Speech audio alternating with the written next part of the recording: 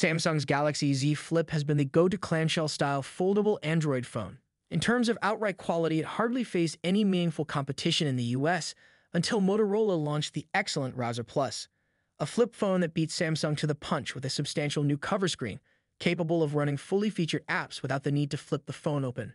Now the Galaxy Z Flip 5 has arrived with a larger cover screen of its own. Dubbed as the Flex window, it may be bigger and bolder. Here, let's see how it stands after 1 week.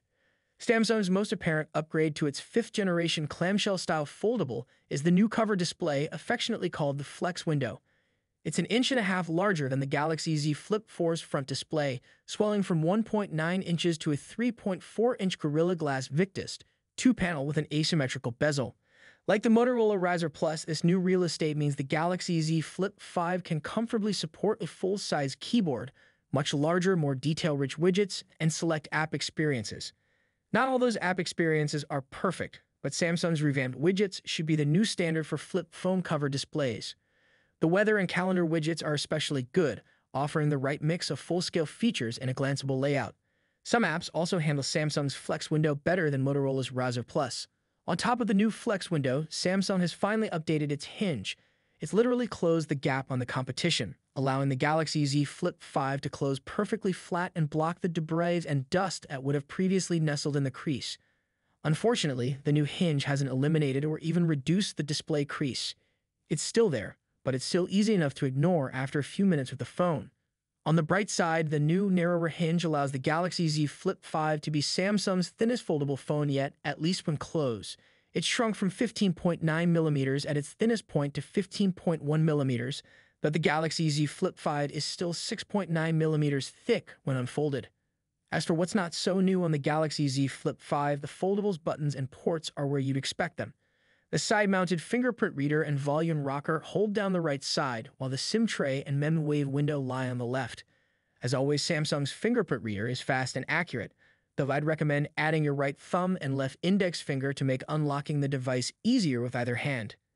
The Galaxy Z Flip 5's 6.7-inch internal display also tells a tale of the familiar, at least for the most part.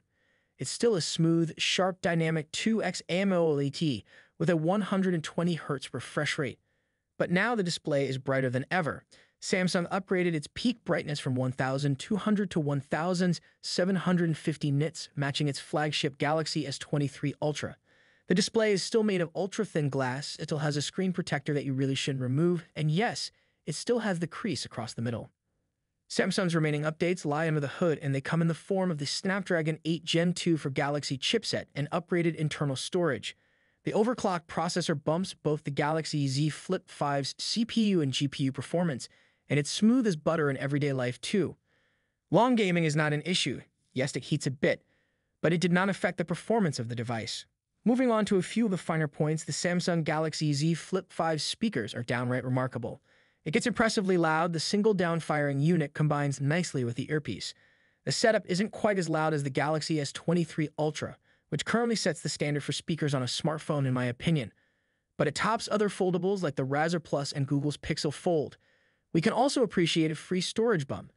The base Galaxy Z Flip 5 now packs 256 gigabytes instead of 128 gigabytes at no extra cost.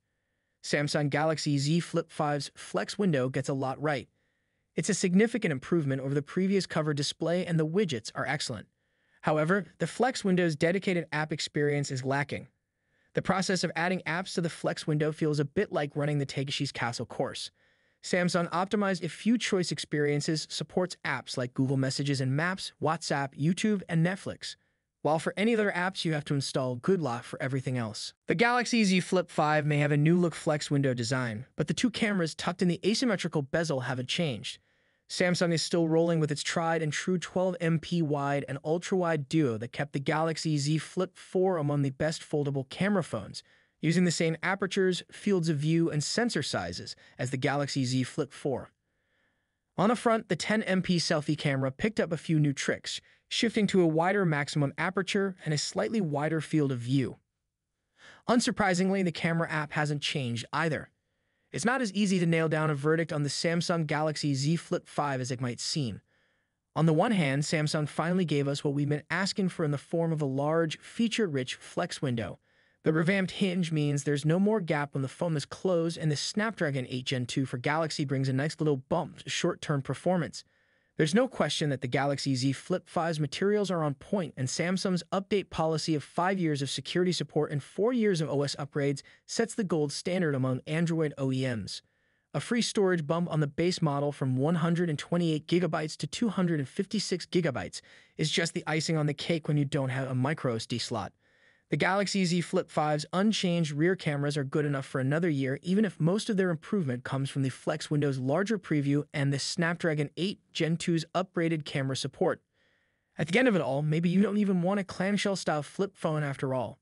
Samsung's Galaxy S23 Plus, $899 at Amazon, costs the same as the Galaxy Z Flip 5, and it offers a bigger battery, faster wired charging, and a more capable camera setup to boot. So it's up to you how you want to spend $1,000. And how, guys, thanks for watching. Be sure to subscribe. Peace out.